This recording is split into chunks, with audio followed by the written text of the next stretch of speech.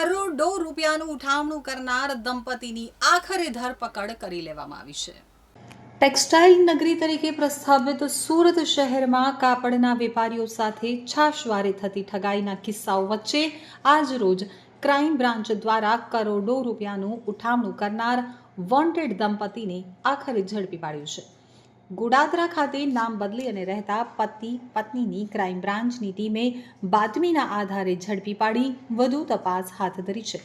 આરોપી દંપતી વિરુદ્ધ મુંબઈ સહિત સલાબતપુરા અને ડીસીબીમાં 2.45 કરોડ રૂપિયાના ઉઠામણાની ફરિયાદો નોંધાઈ હોવાનું પ્રાથમિક તપાસમાં જાણવા મળ્યું છે।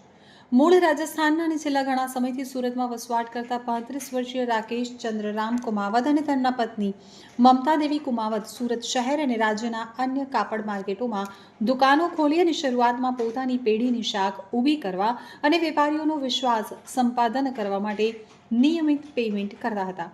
એકવાર વેપારીની આ ઠગ દંપતી ઉપર ભરોસો થઈ જાય એટલે આ દંપતી પોતાનું પોત પ્રકાશતા હતા અને લાખો રૂપિયાનો માલ ખરીદ કર્યા બાદ દુકાન બંધ કરી નાસી છૂટતા હતા।